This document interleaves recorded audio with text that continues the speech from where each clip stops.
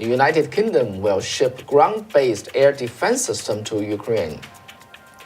The Chinese Communist Party helps Russia to spread rhetoric of U.S. aiding Ukraine to develop bioweapons. Facing huge pressure to open up U.S. oil drilling, Biden administration hold on tight.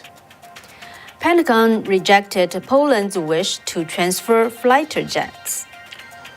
World-renowned soccer star quit the job of representing Huawei, the Chinese company, after it aided Russia during the war.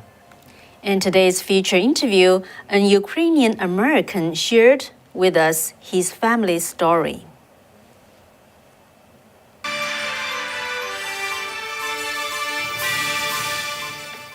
Welcome to Wei and Kathy Show. I'm your host, Wei Fang. I'm Kathy Zhang.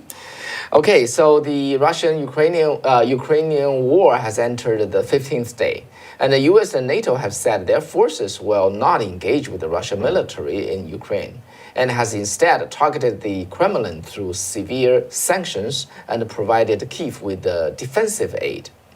So far, the United States and the UK have provided more than $1.4 billion in security assistance, including through surface-to-air missile defense systems like the Javelin, Stinger, and Manpad missiles, which are shoulder-fired anti-aircraft weapons. Now these two nations have grown bolder in both action and words on the war. And the UK announced today that it would send a ground-based air defense system, this is more than shoulder-based, to Ukraine to help counter the slurry of missiles Russia has levied at Ukraine. And the Secretary of State, Anthony Blinken, told reporters from a joint press conference after meeting with the UK Foreign Secretary Elizabeth Truss. He said, I'm absolutely convinced that Putin will fail and Russia will suffer a strategic defeat, no matter what short-term tactical gains they may make in Ukraine. And he said, you can win a battle, but that doesn't mean you can win the war. And Blinken continued saying that you can take a city, but you cannot take the hearts and minds of its people. Right. So let's talk about another major matter of today. The White House on Wednesday actually warned that Russia could use chemical or biochemical weapons in Ukraine, or could create a false flag operation using them, after the Kremlin accused the U.S. of being involved in biological weapon research at Ukrainian labs.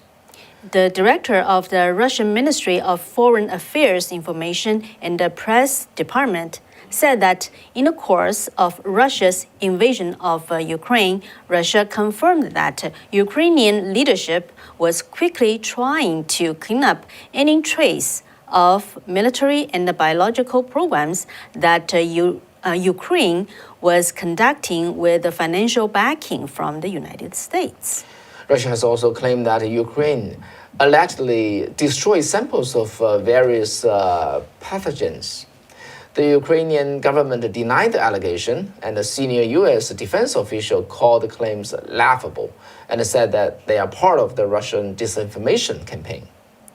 And 2 days ago, Chinese government officials started to talk about 26 biological labs that the U.S. helped set up in the Ukraine, but they were very murky about the source of their information. U.S. officials took note of the concurrent messages unleashed by Russia and the Chinese government. The White House press secretary Jen Psaki said on Wednesday that quote, this is an obvious ploy by Russia to try to justify its further premeditated, unprovoked, and unjustified attack on Ukraine. And Psaki also warned, now that Russia has made these false claims and China has seemingly endorsed this propaganda, we shall all be on the lookout for Russia to possibly use chemical and biological weapons in Ukraine. And the United States Undersecretary of State for Political Affairs, Victoria Nuland, said on Tuesday that if there is any biological or chemical attack in Ukraine, She said, "There's no doubt in my mind that it would be carried out by Russia, and that is a, quote, classic Russian technique to blame on the other guy what they are planning to do themselves," end quote. Gas prices keep rising and now keep breaking record every day. In the U.S., the gas price actually rose for about $1 before the run-up to the Ukrainian war and 80 cents since the invasion of the Ukraine. The apparent solution would be to unleash the oil production industry in the U.S., and why has not happened? So White House Press Secretary Jen Psaki today said that what additional permits do they need? The lease are there, the permits are there, and she said, I don't think they need an embroidered invitation to drill. Embroidered Invitation to drill. And she said they are oil companies. And Psaki was talking about 9,000 permit that has been reissued. And she said the oil companies should make full use of it. However, the cost of financing actually new oil sites has dramatically risen since the Biden administration moved into the White House. And lastly, Samarich, and he's the president at the investment advisory firm called the Green Century Capital Management. He said in last April that, quote, getting lenders to choke off money to fossil fuel companies is the next needed move for the industry to address the material risks that the coal, oil, and the gas industry faces. And facing the harsh restriction policy of Biden administrations and the tremendous amount of uncertainty in the future of oil and gas, investors are becoming increasingly reserved about making long-term investment. So what is the consequence? Bloomberg reported in November 2021 that 10 years ago, the cost of capital for developing oil and gas as compared to renewable projects was pretty much the same, falling consistently between 8% and 10%. Now the cost of capital is reportedly 20% for long cycle developments.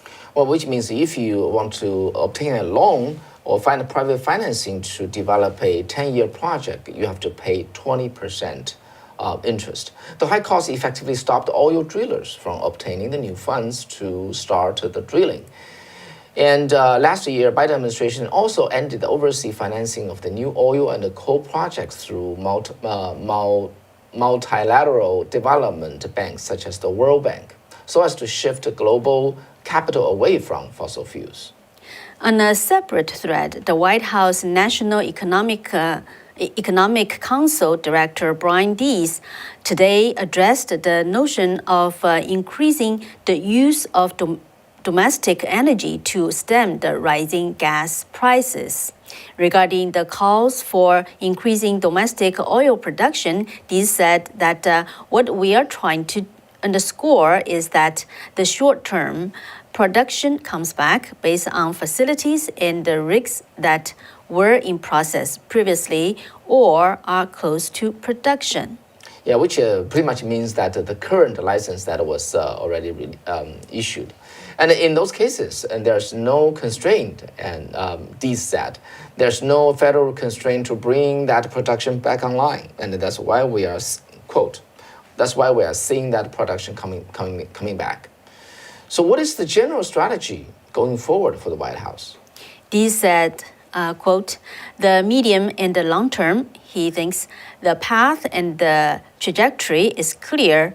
There is no amount of domestic production that we can do when we are dealing with a volatile global commodity where the price is set globally. There's no amount of domestic production we can do to reduce or eliminate our vulnerability as a country to that volatility, end quote. And he continued, saying that the only way to do that is to reduce the energy intensity of the economy overall, which means shifting to cleaner sources of energy, end quote. Yeah, that's a lot of words from Mr. Dees. But if we paraphrase this, on the other side, there's different opinions says that if U.S. just increase its oil production by 3 million barrels a day, the inflation issue and the gas price would be being solved. But Mr. Dees pretty much said that the only way is to switching to cleaner source of energy. So basically, the current administration stay with its own energy policy. On yet another thread, the White House has indicated no intention to return the license that it revoked to the Keystone XL pipeline that ran through Alberta province of Canada through the Midwest U.S. to the refinery in Texas. And so today, when asked by reporters, the White House Press Secretary Jen Psaki said there is no plans for that, and it would not address any of the problems we are having currently, close quote. And oil experts, analysts said that by the first 3 phases of the Keystone XL pipeline would provide 700,000 barrels a day to the U.S. While the oil embargo of the Russian oil stopped the import of 600,000 barrels a day. And on Wednesday, when President Biden was asked by a reporter what he can do about the gas price hike, he said, quote, "Cannot do much right now. Russia is responsible." The White House also created a hashtag called the pound sign, Putin price hike, blaming the Russian president for the gas hike in the U.S. All right, so let's briefly talk about, so basically that's the current situation. I hope that by gleaning all the responses and the question and answer, which is on the top of, I won't say every American, but almost every American on the gas price and how our government would react to that, I think you got the answer. If you have any thought, just type up your thought, your comment there. Okay, let's briefly talk about the fighter jet, the Su-29 fighter jet transfer that Poland wished to do it, and Poland pretty much afraid of offending Russia and getting the retribution, and Poland shipped those fighter jet to a German airbase and asked the airbase to ship that to the American, so that the U.S. would send those fighter jet to Ukraine. But Pentagon today said that's not tenable. That's not tenable. But talking about the details, the Pentagon gave 2 reasons. One is the logistics, and the second is this would escalate the situation with Russia. So basically, yeah, fighter jet is there, and Poland is afraid of giving them to the Ukraine directly, and U.S. doesn't want to do that either. So what's your comment? This is an interesting scenario. I saw the interviews of 2 generals, U.S. generals on this matter. Both said, what's the difference between fighter jet and the Javelin missiles? The same thing. So just be bold and give them to them. Give the weapon to the jet, fighter jet to the Ukraine.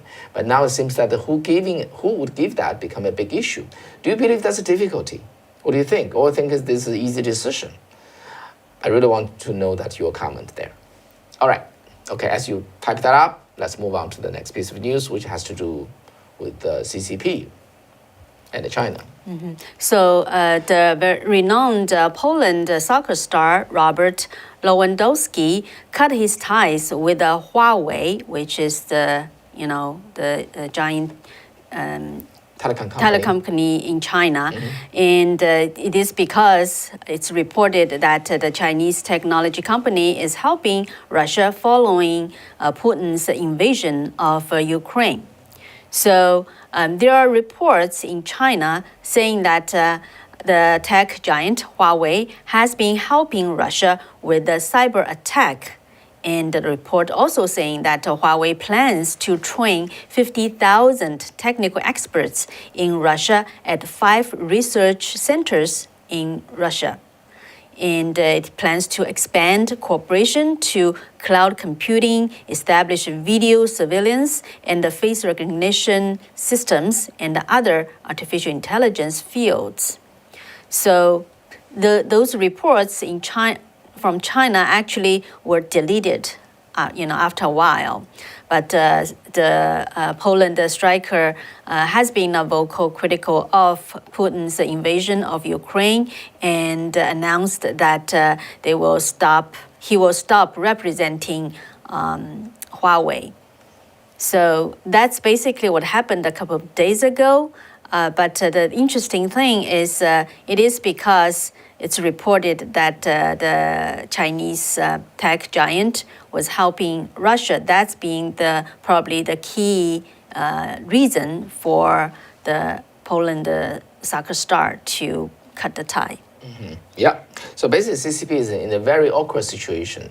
But in their mind, this is just put my commentators ahead. Okay, in their mind, they're completely for Russia. Okay, they view Russia as their ally. They should view Russia as a vehicle a tool against the U.S. and the West. So they undoubtedly they align with Russia, but they don't want to do too much to trigger the sanctions against Chinese companies. That's what they are concerned about. The second, they don't want to completely break the relationship with Europe and the U.S. So that in that kind of situation, a little bit of concern about Ukraine, which was China's close ally, for the years before this war. So they are playing these two sides, but in their mind it's very clear they are on the Russia side, and in other way, Russia's on their side. Yeah, you know what? I just watched a little bit of the CGTN report. CGTN, Chinese, their state-owned media, right? Yeah, it's English TV in the U.S. And they are trying to say that some of the U.S. media try to portray the CCP is together with Putin and Russia, but they said, China's position has always been clear. But when they explain how clear it is, it's basically just so vague. Mm-hmm. They're saying that they feel deeply concerned, saddened about the situation, but they respect any country's, rights to keep their sovereignty. Like, which side you are supporting, right? They are not saying that. My other observation is actually regarding Lewandowski's announcement of quitting his role as a regional ambassador for Huawei in Poland. It's I think people would be puzzled. It takes the invasion to Ukraine by Russia for him to decide quitting representing Huawei. What about things happening in China, right? And how Huawei was reportedly really just being espionage everywhere, including the United States, including in Europe and everywhere. But that didn't really take him to consider, not serving the role. But anyhow, right now, he made this correct decision, which I think a lot of people would agree. But it's just, I think, for a lot of people who has the realization of the most threatened regime is CCP instead of Putin, to just ponder why. Yeah, let me just give you a little insight here. Okay, so this Huawei, this reaction to the Huawei action and the other things, including the parliament members of the UK, criticized British UK government harshly today, saying that you are still allow Huawei to exist in this country, in the UK, while Huawei did so much to aid the Putin regime. Actually, how do people know that Huawei is aiding with the Russia? Okay, it just came through accidentally, all right? Because when the hacker group in the West was attacking the Russian network, and they don't hold. Okay, there's a lot of problems. So they call for aid from China, from CCP, and the CCP passed that to Huawei. Huawei immediately saying that we rush to aid you. Okay, so they went to Russia and tried to establish like a mobile broadband system, and also plan to train 50,000 Russians to be the network expert. Yeah, okay. It was reported on the Chinese website. We have the pictures actually, if our DJ can post it. Yeah. The Chinese reports on its websites, but later on, the article got deleted. Yeah, basically some, just eager Chinese government-owned media published that. It's basically showing off, like, see, Huawei is doing the great things for the party, but the party then discovered, oh boy, when this news leaked out, we're gonna get a lot of backlash. So the party ordered those media to take those articles right away. But snapshot has been taken, has been spreading, so now entire world know about that. This is the insider story behind that. They could have done this really just in the stealth manner, and then they can send their whatever dozens or hundreds of network experts go to Russia and pop up the Russian network without the West knowing anything about that. Those stupid reporters, they were too eager. Okay. Yeah, it always happens with the communist regime. Is their system, sometimes the communication channel is not that well established. So. Also, the party have so many lines for the reporters to walk. They just don't know which lines. What is the line today? What is the line tomorrow? So this kind of thing always happen. All right. So basically, they cannot cover everything. They can do all that they did. They can do all the bad things, but they cannot guarantee that we can cover everything. All right. Yeah, and on the side note, that's why you really need a bilingual journalists like us Yep. to be able to notice that and investigate that. But I haven't said that, okay? So this Huawei is just one example that leaked, right? There can be many other, things that happened that was not, have not leaked. Basically, Chinese government is helping Russia in possibly multiple ways, many ways, without the West knowing that. Mm-hmm. Yeah, there's no surprise if another case pop up. Anyway, that's the nature of the regime, okay? They're quite similar. All right, let's move on to the feature interview today. Kathy, what is it? Okay, yeah, so I spoke with an Ukrainian American about what his family in Ukraine is going through right now, as well as his perspective on the Russia-Ukraine war. So this gentleman, he was born and raised in Ukraine until the age of 21. Then he came to the United States and has been living here for the past 12 years. So first of all, I just asked him to give us a self-introduction. Yes, my name is Volodymyr Yermak. I was born and raised in Ukraine. I lived there until I was 21. Right now I'm 33. I moved to the United States when I was 21. And I live in Florida right now, in Hollywood. I still have a family right now in Ukraine. I have my brother, my sister, and my mom in the city of Chernihiv. It's a city hero. The mayor of that city, he just received the Medal of Honor because they are protecting the city so well. So we have a strong city where I'm from. They have great fighters, just great people there. Yeah, so as we now know, the Russian initially tried to take a quick win and take over Kiev, but that efforts all failed. Then they started to attack the cities and the civilians, including the city that Volodymyr came from. So he's gonna explain more about that in the interview. So he explained that there are mostly the attacks from the north, from the east and the south, the borders, and with the most activities in the south and the north, where his hometown, which is called the city of Chernihiv, which is north of Kiev. So what's the situation there right now, and how is his family doing? Civilian people, they have to spend most of their time right now in the basement. And just so you understand, it's not the basement where you could sleep normally on. The floor is basically out of dirt, right? And there are concrete walls, tons of cobwebs. Some of them didn't have power before, I'm sure. I know that because from my childhood I kind of played in those. I understand very clearly where they are.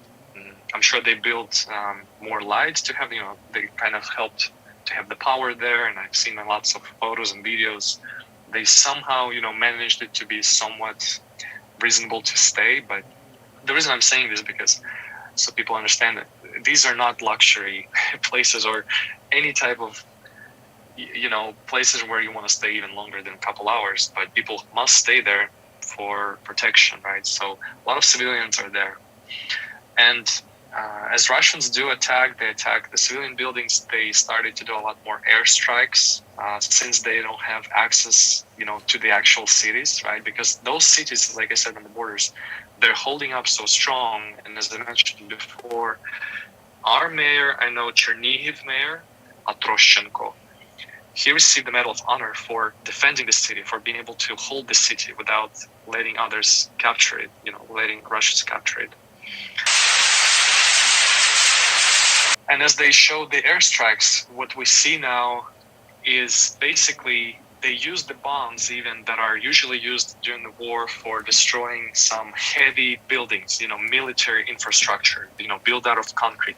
They use those bombs to take down civilian cities, just regular buildings, right?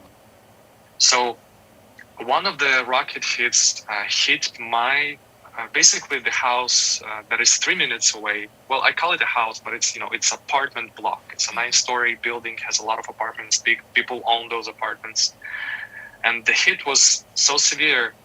I saw multiple videos from multiple angles. It is just horror. Like there's no words to describe it, but you see, few apartments just gone. Windows in the area of about 1 kilometer. So about 1 mile, 1 kilometer shattered in all the houses around, because the explosion was so strong, right? They just hit it with a rocket, just the building. About 40 people died. I saw videos how you see people laying around on the streets, missing parts of the body, all in blood, waiting for the ambulance, These are just kind of to give you the picture, what's going on. I grew up on those streets. I know that house. There's a pharmacy right nearby. I remember going there a dozen times when I was young. I know that place. It's literally 3 minutes walk. Your family members, are they okay? My brother told me. So my brother, when the explosion happened, I called the next day, because I didn't want to disturb them, and I knew they were fine. I knew they were in a shelter, in a basement. But I called the next day, and my brother told me about the experience and how it happened. And he was, in the building right next to our apartment building. He was visiting with his friend, and he said it was just like out of this world. He heard the explosion, but before that, he said just death silent, like as if everything stopped, and then you just hear, boom, all the windows shattering. It's unbelievable. Yes. So my family were in the area, but luckily they were safe. Does your brother say, did they kind of prepared, or it's just out of any, just no warning, nothing? That's a very good question. So the thing with these signals, so before any airstrike, right, happens right now, what they do, they send out the siren, and the siren goes through all the city, right? So people have about 5 to 10 minutes at least, 5, I would say, 5 tops, to hide, right? To hide to the basement, to the shelter. The way how it works is people who are on the border of Belarus, they spot these rockets, right? So there are 2 types of attack that could potentially happen that will trigger this type of siren, right? So how the siren is triggered. They see if ballistic missile being shot from Belarus, it will take about 5-10 minutes to reach to Chernihiv, Kiev. So they send out a warning, and they say immediately, a warning. They say, turn on the siren right now. People in Chernihiv, they have a couple minutes, to go to the basement, hide. And this happened many times. And, there were no hit, no actual rocket, probably because it was taken down before. So a lot of people, this is just to answer your question, a lot of people, I think, expected nothing to happen. So I think they were taking it casually. And the reason why I say that, because about 40 people died. And there were people in those apartment buildings, unfortunately. So they were prepared, but not all the way. However, I mentioned before, this was an airstrike, so this wasn't a ballistic, right, shot. So I'm sure they were warned. With the airstrike, it's kind of similar when they see an airplane fly out of the border of Russia, or where they see a military buildup. If they noticed, they send out the signal. They say, turn on the siren so people can hide, right? To be exactly, I haven't asked that question, but I'm sure there was a siren. I'm sure people were warned to, to the best capacity that there's possible. So, do you know if they have enough supply? That's a good question. That question makes me, a little emotional because every day I'm thinking the same way. Like I'm thinking, like, do they have enough? Will they be able to survive? How is that playing? And moms, they don't want you to worry, right? Sometimes they just don't tell you everything. So I have to find out from my friends, like what exactly is happening, right? So the situation is next, and if I understand correctly, it's different in every area of the city, because there are blocks within the city which restrict people from like traveling to like one of the sides of the city. So if somebody ran out of groceries, let's say, right, they could have a problem there, but the other side may not have a problem. There are volunteers who travel, and you can basically drop them money to their card. They'll deliver groceries to you. You just give them a list, whatever they have, of course. Sometimes they may not have. So what I've been doing, I've been raising funds actually, and I ask all my friends on Facebook. I sent them personal message. Friends from the United States. I have a lot of friends from the United States, and they send cash daily, and we raised some money, and we dropped the money directly to the cards of my friends in Ukraine. I contact a lot of my friends in Ukraine. I ask them, how are you doing? Do you have enough cash? Do you have enough food? Do you have enough water? What's your situation? And so currently Chernihiv is doing, I would say, semi-okay. They don't have, meat in the stores, but they have what they need. And my mom told me, like, she doesn't want to eat. She says, because the feeling psychologically that you have, you just don't think of food, which is, I can kind of understand, but it's really hard to grasp. Like, that's not the thing that she worries about. So I have to, like, insist and say, Mom, like, you got to understand, like, this may take months.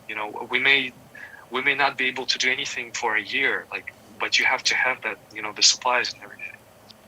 So Chernihiv basically is not on the brink of humanitarian crisis. It's doing well, but for how long, nobody knows. And I think Ukrainian government may not want to say, or give that kind of estimate publicly, because we don't want, people to panic. There's already enough on their plate. So. In terms of why Putin decided to invade, from your understanding, why did he do that? There's a sort of a long pretext to that answer why he does that, and I'll do my best to make it concise and sweet, short and sweet. Basically, Putin always wanted to have. This is the strategy of Russia, just so you understand. They come with the peacemakers into a country. That's what they call. They never name a war, right? They call it the operation, right? If you look at the history of Russian operations, they never had a war, but it was a war in Afghanistan. It was a war in Chechnya. It was a war, right? They come, they kill people, they take over the government, and then the government pays them amount of money out of the resources. That's the Russian strategy, right? That's Russia for you right there. So the why is failure of Putin to take over Ukraine. In 2013, there was a very kind of a break it or make it point. There was a pro-Russian president, Yanukovych, who also, I believe, was put there by Putin. I just don't want to go too much back into history, but let's start from 2013, 14. There was a time for Yanukovych to sign an agreement for further integration into European Union. He did not sign it. He went to Europe to a meeting, shook everybody's hand, smiled, and left. People in Ukraine, they paid attention to that, and the students came out and protested. The strategy of Russia to do what? If somebody protests, you beat them up, you lock them up. So did Yanukovych, and Yanukovych is basically a puppet of Russian president. This is common sense, by the way. This is common knowledge. I'm not just saying some, everybody in Ukraine you ask, they'll tell you. They'll tell you the same story. After these students, they were beaten up, locked up, arrested, their moms came out to protest. But just think about it, women, right? We're talking about women. And what's the strategy of Putin? What he usually does in this case? He beats them up, locks them up, they're gone. That's what Yanukovych did. So Yanukovych in Ukraine, in Kiev, did that, right? Maidan woke up. Hundreds of thousands of people came out to the cities and protested. In Kiev, particularly, was the most, right? That's where it started. They protested and they said, why are you not signing the agreement? We want European integration. But it was pro-Russian president, so you see there's a conflict. Because he wants to take Ukraine through the same strategy so that it will just pay a fine or a fee, right, for its existence, as Putin thinks other countries should do. So that there's a conflict. And so Yanukovych is trying to push down Maidan. He's trying to, to just get rid of it. So he sends a lot of militia to beat the people, right? There's a big fight, and he cannot conquer it because there's just too many people. So he gives an order to shoot people, and they kill about 100 people. Now they're called the Heavenly 100. They're heroes of Ukraine. There's a rumor, I don't know if this is confirmed, but there was a rumor that people in Maidan started to have weapons as well. They gathered the weapon and they were going to take over the military. At that night, Yanukovych flees from Ukraine. And that's a pro-Russian president. He is not elected by the nation. He's not elected by the people. We could see that they don't want that, right? Then we have different election. By the way, and during that time, what happens? Putin brings his own soldiers to Crimea and to Donetsk and to Lugansk. That's when this conflict starts, right? People without recognizing signs, they take over the government buildings and they proclaim them as self-republics. Putin brings his own people that are paid to protest and say, we want a republic. We are the people of Donetsk. But those are not people of Donetsk. Those are people from Russia. And so you have this very, very misleading evil, literally, pretending, that there's a freedom that people want. But that's not the case. That's how propaganda works. That's what Putin did. So since then, we have this conflict, right? And it's ongoing conflict, and we're trying to get it back. Those parts, Crimea, right? And so is Lugansk and Donetsk. Nothing happens. Nothing works. We cannot get through because there's a military. We see that there's weapons from Russians come to those areas. And then, so many years later, 7 years later, you see President Zelensky, who finally makes a decision to shut down Russian propaganda in Ukraine, to shut down Communist Party. Throughout the years, they did it. But last year, there's a billionaire, his last name is Medvedchuk, and he's a godfather of Putin. He's being arrested in Ukraine. And the channels, the TV channels that are pro-Russian are being shut down. The intelligence of Ukraine says in December 2021, there's $1 billion that Putin is actually dedicating towards overthrow the government in Ukraine. And they tried to get other billionaires involved in it. Renat Akhmetov, he's from Donetsk. So Zelensky gives a press conference, 6 hours, just talking to journalists, just answering their questions. I watched this whole interview. I never do that, but I watched the whole interview. I wanted to understand. And I see Putin got to a point, he kind of got tired of not winning. And so here you have the why. Here we have the why, because I think he's heard personally, I think Medvedchuk and other strategies didn't work, so he just has to use power. That was his goal initially throughout many, many years. He failed. He couldn't succeed. He just perceives basically what he's been doing before. So I hope that answers that question. I'm sorry it's so long and open, but I really want people to understand this is not just, like he woke up, just a month ago and said, oh, since we have, military trainings there, let's do an invasion. That's not how it worked. It was long planned ago, and yeah, this is just he failed something, and he just took it to another level, basically. Yeah. You mentioned how Putin has always trying to do this, right? Or just to take over Ukraine. Do you think the Ukrainians have been prepared for this?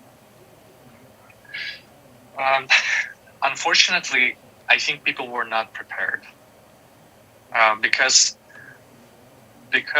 all of this been going on for so many days and so many months, and the buildup of the military. I think people and that was probably the strategy of Putin, to just not take him seriously, as if he's just doing some sort of training, and then all of a sudden they invade. So unfortunately, I think people were not prepared. people, all the world are just watching how, and whether the Ukrainian people will hold on. Yeah, what do you Yes. think? Yeah. Well, we have tenacity. I'm Ukrainian, and this is not. I never thought about myself as being tenacious, but I've heard other people telling me, "Oh, you have tenacity. You're stubborn," and I never noticed that. But I don't think. I think I got a little bit softer since I lived in the West for so long. And I think I'm not as tough as I probably would have been if I would be in Ukraine. But I could tell that Ukrainians are very strong people, very strong, and I believe fully that if there is somebody to stand up against Russian military, it is people that are like them, but kinder and with God. And these are people from Ukraine. Yes, I think that they have a lot of strength. I think they're tough. And so I think Russians, if they could, they should put their arms to the floor and just go in. And, Ukrainians, they are so kind even during this war. They let them, they let them basically give in their weapons, and they'll take them and they'll treat them well. Because they understand that Russian people, they don't really understand what even they're doing. When you see them being captured, and I've seen lots of footage of videos, and they basically ask these soldiers from Russia, "What are you doing here? Why are you here?" And they say, we were at the training, and then all of a sudden we got an order to come and cross the border. And they said we were threatened with tribunal if we don't, so we just had no choice, so we did it. But we don't want to be here. So you see at the motivation level, that is basically like, okay, should I even be here? You see? And that's why, so today is day 14 of war. And we're looking at 12,000 Russian soldiers dead. That is a lot of people. But it is not surprising to me, because the morale is very low. The motivation is low. What are they doing? They don't know. And then you have a nation that is united, from the outside world, we see a lot of support, and I read a lot of news, and people are so supportive and so loving. They say, Ukrainians, go, we stand with Ukraine. But when I talk to my friends in Chernihiv, to my mom, I do hear that it's hard. It is tough. Some of them I can feel sometimes, it's a bad day and they may lose hope, but they're strong. They will hold to the last. They will stay strong to the very, very last. It is their land, and so I think they'll be fine.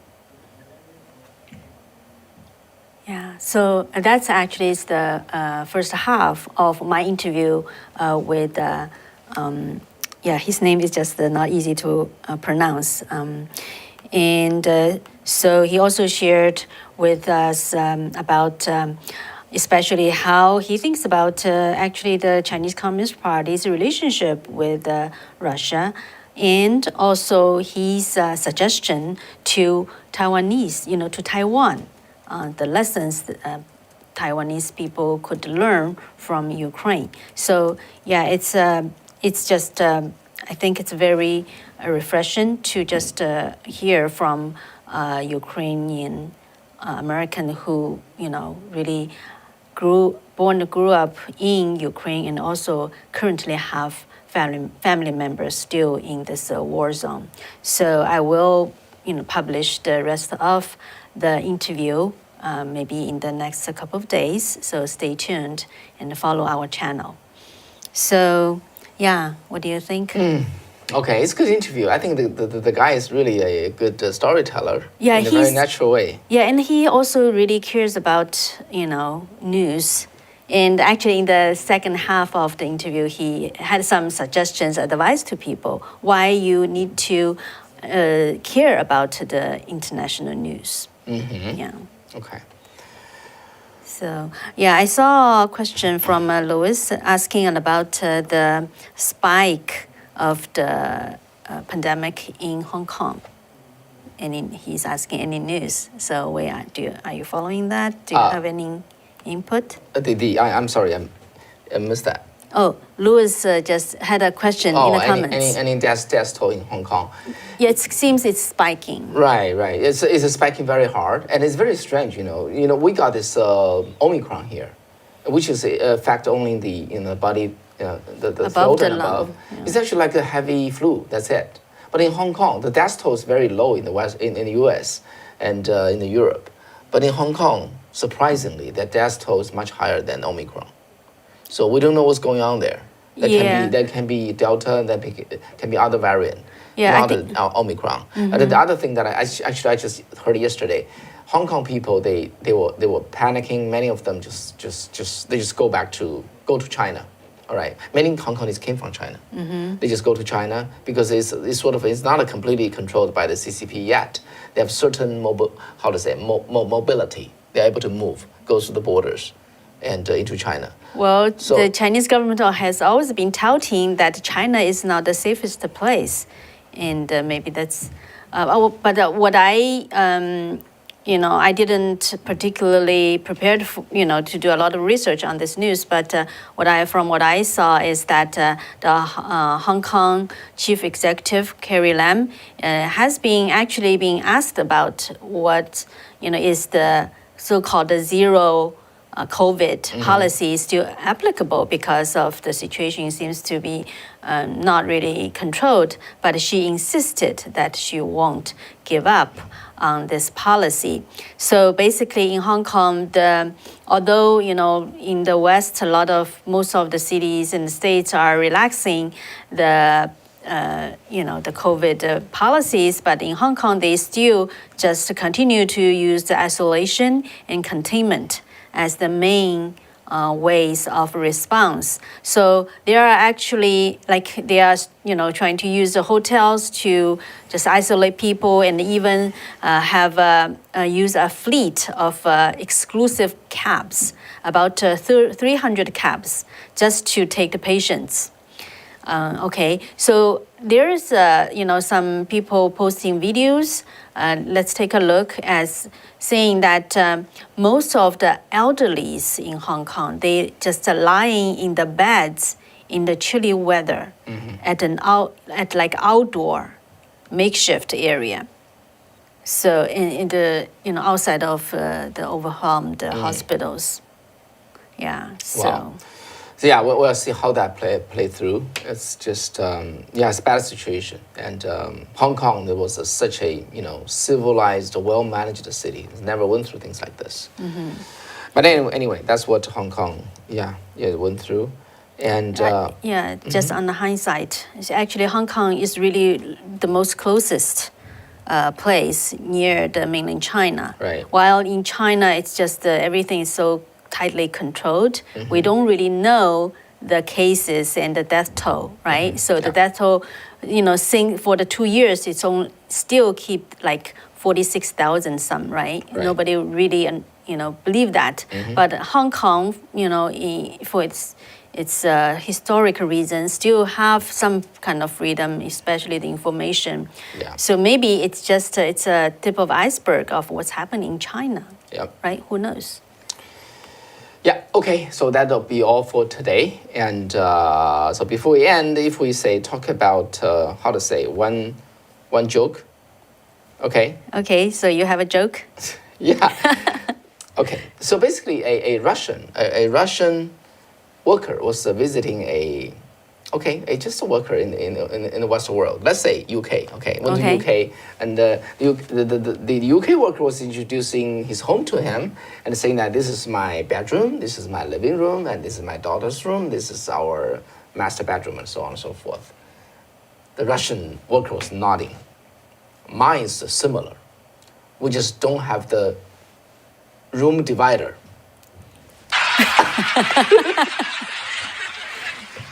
Okay, I hope this is okay with you guys. I just found out in a quick way. Anyway, I saw enough Russian jokes, and hopefully we can have more for you. Better prepared next time. All right, that will be all tonight, and thank you very much for staying with us. I think it's a good interview. It's good information. This is, close range, right? Understanding of the situation over there. Yeah, so I think because of lacking of a lot of media reports,